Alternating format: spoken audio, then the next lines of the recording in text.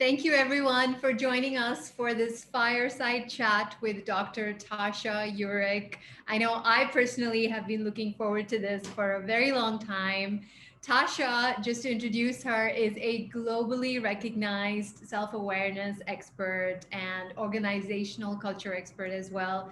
Her clients include leading companies such as Google, the NBA, IBM, as well as the White House Leadership Development Program. She has written two books: Bankable Leadership, which debuted at number 8 on the New York Times bestseller list, and Insight, which famed Wharton professor Adam Grant calls one of the 3 books he recommends most often. So that's definitely high praise. And in fact, I would say, even for me, Insight happens to be one of the most valuable books that I would recommend to anyone on self awareness. Her work has been featured in Harvard Business Review, the New York Times, the Wall Street Journal, and her TEDx talks have been viewed more than 7 million times. So we are so fortunate to have Tasha here with us. Tasha, thank you so very much for joining us all the way from Colorado. Thank you for having me. It's very cool that we can do this now, right? As we've advanced our interaction capabilities, and we can do this all without ever leaving the house. Yes, it's wonderful. Yes, absolutely. So, Tasha, just to set the context right at the outset, you have called self awareness the meta skill of the 21st century. Mhm. Why is that? What is so valuable about self awareness?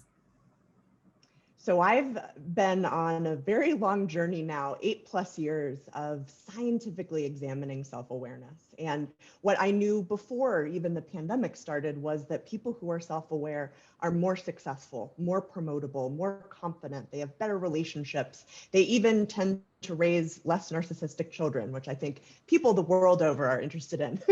And they're better leaders. They, when there are large numbers of self-aware employees and leaders, companies perform better. So it really was a business imperative even going into COVID. But I think now it's taken on a completely new level of importance. And you sort of think about the world is changing almost every day. And the most successful leaders will navigate that by constantly assessing, not in a neurotic or self-conscious way, but really just assessing, who am I? What do I stand for? In what way do I need to maybe flex my approach so I can be as effective as possible? So I really think it was important before, and now it is absolutely essential. Absolutely. I think we would agree with you 100%. And in fact, that's one of the reasons why we call this summit the Conscious Woman Summit, because just as you said, there is so much value in living and leading consciously or with more self-awareness. Now at Shenomics, last year, you might find this interesting. We did a survey to better understand our community and really understand how the women in our community view themselves and what kind of support they need for their professional growth. And one of the questions we asked them was around self-awareness. In fact, we broke it down into some of the components of self-awareness that you also talk about in your book, things like how aware are you of your values, your strengths, your passions. And interestingly, over 90% of the women we surveyed said they are moderately aware to very aware of all of those things. and I'm smiling because I've read this in your books and I've heard you talk about how over 90% of the people, in fact, do say they are self-aware, but the reality is only 10 to 15% actually are. My question to you is, how does one know which category they fall into? Am I part of the 90% who thinks she is aware, but I'm actually not? Or I am, I believe I'm self aware, and that is the reality. Is there a way to know?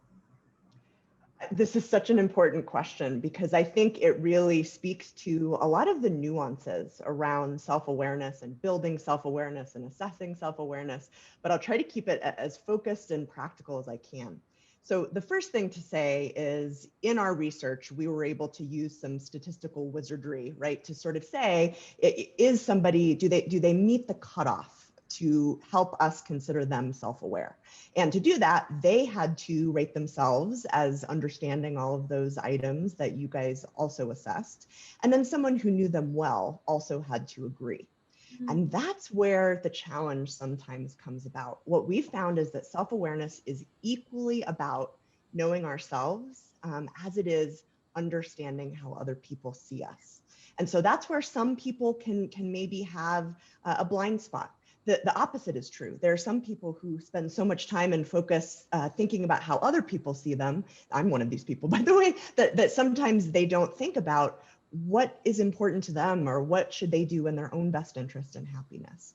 So that's part of it, right? Is it's never as simple as saying you are or you aren't, but you can look at patterns and trends. And we found that the best way to measure self-awareness is self and other ratings.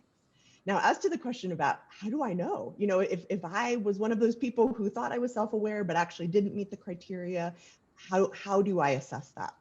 Here's what I would advise everyone, and this is mostly because of my own personal journey. So when I first set out to start this research so many years ago, I thought, who better than me, one of the more self-aware people ever, to advise everyone else on how to know themselves, right? And that delusion was quickly dashed. I learned pretty quickly, based on using some of the exercises that we completed in Insight and share with my clients, that I had a lot more work to do than I thought I had.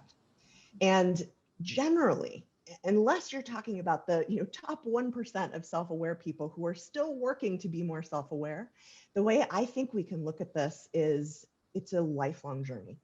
And it's less important to, although we can, right? There's an assessment we develop, for example, but it's less important to assess where exactly am I, and more important to commit to that journey and to commit to every day, what are those practices and habits that don't take a ton of time, but that will help me see myself more clearly. And I know this is kind of a long answer, but there's a lot. One last thing, one of our highly self-aware research participants that we interviewed had a great analogy for this. He said, becoming self-aware is a lot like exploring space. No matter what we know, there's always more to discover, and that's what makes it so exciting. So I think those are wise words. Definitely. Absolutely. So given that this is a journey, how does one advance along this journey? You talked about following certain habits and practices that are important in cultivating this awareness. What have you found are some of the most effective ones to practice?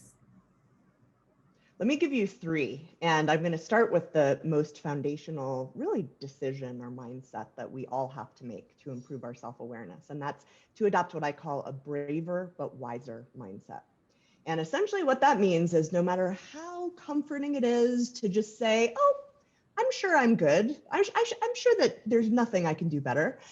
We have to really say, I'm going to approach this process with curiosity and the assumption that it's always better to know than not to know. Because when we know, we can make a choice. It doesn't mean we have to completely change who we are, but we are in the driver's seat. So that's the first piece that I think is, the first and most fundamental step. The two types of self-awareness I mentioned, kind of seeing ourselves clearly and knowing how other people see us. I'll just give you one tool or technique for each of those. So the first is to get a better idea of who we are and how we navigate the world. We found that almost every one of our self-awareness study participants who were those highly self-aware people had some daily practice that took usually no more than 2 or 3 minutes. But at the end of the day, they ask themselves questions like, and this is sort of me boiling it down. Number one, what went well today? Number two, what didn't go so well today? And then number three, what can I do to be smarter tomorrow? So it's just this incremental improvement. You might say, wow, I really got upset yesterday when I was talking to my colleague about this new project. What was that about? What can I do differently in the future? So that's the internal self-awareness tool. The external self-awareness tool, this one sounds scary, and it is, but when you do it for the first time, like I experienced, I think people will realize that it is a surprisingly positive experience in the end. And I call it the dinner of truth. And in the dinner of truth, what you do is you find someone in your life at work or at home who you want to improve your relationship with. And you invite them to a virtual tea or coffee or in person if you can do that, and ask them the following question. Ready? What do I do that is most annoying to you? Wow. The first time I heard that from my colleague, Josh Meisner, who's a communications professor who uses this exercise, I was very scared. And I said, my God, how do you convince anyone to do that? And he said, well, it's all about picking the right person. It's about sort of preparing your mindset and then training yourself at the end to say, thank you. Not to justify, not to tell them why they're wrong. It's a data point. Just like the daily questions or a data point, this is someone who you care about and want to improve your relationship with, giving you a data point. So those are some hopefully quick, not necessarily easy, but quick approaches people can use. Yes, yes, quick. And as you said, not necessarily easy, because I love the point you made about being braver, but wiser. Because practicing self-awareness, as you just said as well, it does require a fair amount of courage. When you're asking someone a question like, what about me is most annoying, you want to be prepared for the answer. And yes, that takes a fair amount of courage as well as self-acceptance. So how does one also prepare oneself to respond well to what one is discovering about oneself, whether it's through my own reflection or what other people are sharing with me? What would you Yeah. suggest? You're really zeroing in on, I think, the most important pieces of this. So I'm really glad you asked that question.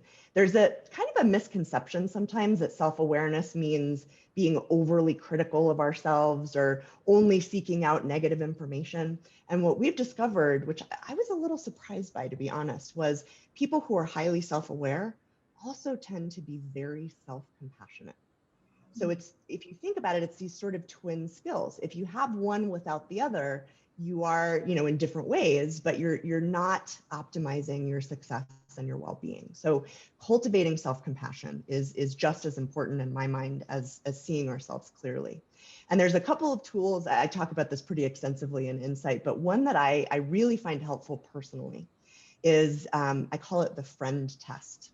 And what it entails is the next time, like you said, whether it's feedback that you got that was surprising or upsetting, or even something you discover about yourself that you don't just love immediately, monitor your inner monologue and really pay attention to what are the things you're saying about yourself to yourself.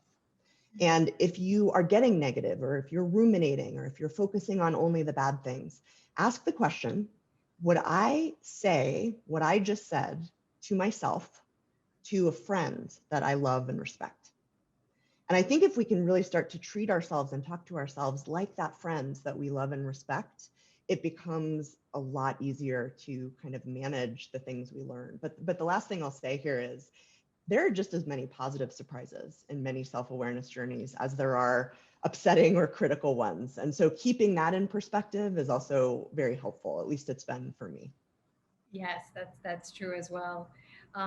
And you're right. Self-compassion is almost like the other side of the coin when it comes to self-awareness. And I love the friend test, uh, because what we've seen in our work, especially with women, is we routinely fail that test. We are extremely hard on ourselves and say things in our own head we would never ever say to anyone else.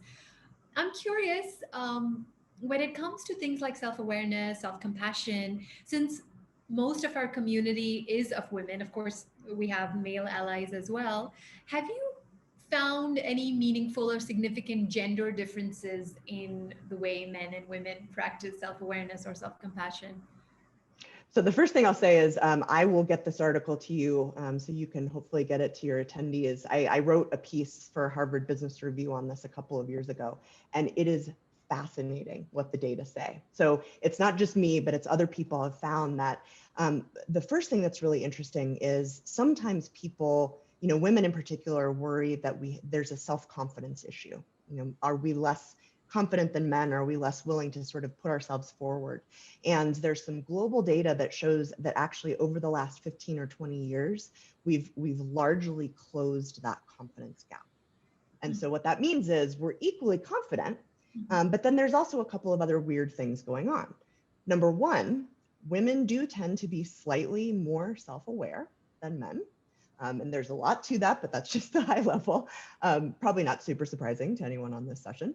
But two, women are still, as we know, around the world, underrepresented in positions of leadership. And since we know self-awareness helps us be better leaders, get more promotions, what is the issue there? And obviously it's a multivariate problem, but there's one thing that I've zeroed in on that I think is really important, which is that there is also data that show that women tend to, even though we don't underestimate ourselves, we underestimate how other people see us. So there's an exercise, you've probably heard of this and used it, called the reflected best self exercise, which basically entails, you can Google it and get the specific directions, but you're asking other people to say, what do they see as your defining strengths? And what I always feel is you can override this with data if you really are diligent about it. So for women, for us to do a little bit of extra work to understand all of the gifts and superpowers and strengths that other people see in us, that is how I think we can start to close that gap. Great. And I'm almost wondering if the question is not so much, what do you find about me that's annoying, but what do you find about me that's amazing? Both, that's so true. Both are important, right? And maybe if somebody feels like they have a history of being overly self-critical, ask the positive question first. Or if you're worried that you have blind spots that you might see, ask the question about what's most annoying. The beauty of this, this is sort of a silly metaphor, but you are the captain of the self-awareness ship. You're not the captain of anyone else's ship, but you get to decide. And I think, again, that's what makes it so exciting. And it's this lifelong journey that we can shape every year of our lives. Yes. Great. Tasha, last question for you. Since we're very much about building these communities of women and men and everybody around these principles of mindfulness and compassion and self-awareness, I'm curious, is building one's self-awareness primarily an individual exercise, or are there things we can do as a community to support each other along this journey? Okay, so I love that question. And I think it doesn't have to be an individual journey. And the best self-awareness journeys happen when we have active support from people who love us and love us enough to tell us all the great things we're doing, and then to maybe be the first person who speaks up and says, I have a couple of ideas. Maybe you did a presentation that everybody saw and you could say, here's what I loved about it. Here's a couple of things I might think about next time to make it even better. Even something as simple as building that culture, a culture of my colleague and friend Alan Mullally calls awareness for everyone. That's a really powerful concept, not just for you, but for teams that you lead, for your family, for organizations. Awareness for everyone. If we all can tell the truth with compassion and courage, that's where amazing things start to happen. Well said. Amazing. On that note, thank you so much, Tasha, for joining us for this chat. At this point, I would reiterate something that you've shared in your book about these self-aware unicorns, people who are really great at practicing self-awareness, that they really have two things in common. One is a belief in the importance of self-awareness, and two, a commitment to continue to look inwards and to this whole journey of discovering and understanding oneself, which is something any one of us can practice. And I think a lot of the ideas and tools that you've shared certainly will help each of us along this journey. So I want to thank you for your work. Thank you for your ideas, and thank you so much for your time today with us. Thank you. It was such a pleasure. We're so far away, but it's nice to feel this close and get together with like-minded women supporting each other. That's great. Thank you. Great. Thank you.